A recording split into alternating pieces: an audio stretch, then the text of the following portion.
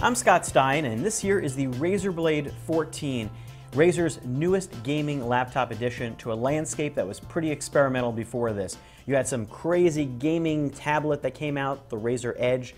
They also had the Razer Blade before this, which had a touchscreen little doohickey on the side here called the Switchblade UI that allowed you to touch and click at the same time. It didn't have a lot of games that supported it. So what now for Razer? Well, a pretty traditional gaming laptop. This really kind of looks like a MacBook Pro Retina display dipped in black and made available for your Windows 8 pleasure.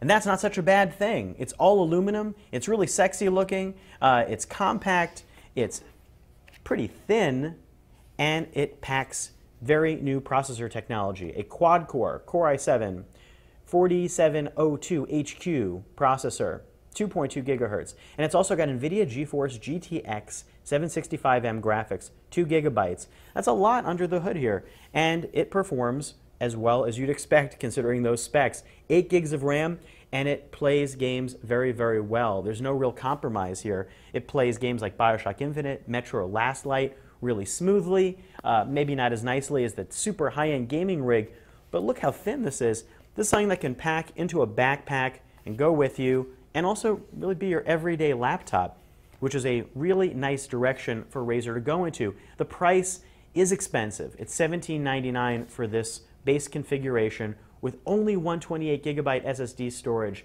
If you want more, you're gonna have to pay up. 256 costs $2,000 and 512 costs $2,300. But still, you could actually upgrade the drive in here yourself. It just voids the warranty. And apparently there's a second bay. Let's get to some of the downsides on this. Well, first of all, there's no touchscreen. I don't know why, but gaming laptops now are for some reason ditching touchscreens, and this Razer Blade 14 is part of that world. It is a 1600 by 900 display, no touch, and the screen quality is probably the least impressive among any high-end laptop that we've seen recently. The viewing angles, not that great.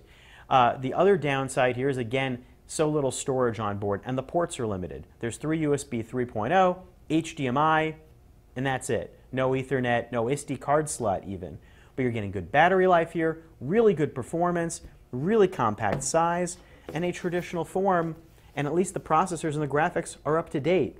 Razer's onto something here. Just get that screen a little bit better, and you probably have a world beater in the gaming laptop space. I'm Scott Stein, and that's a little look at the Razer Blade 14, now available. Pretty hot little number.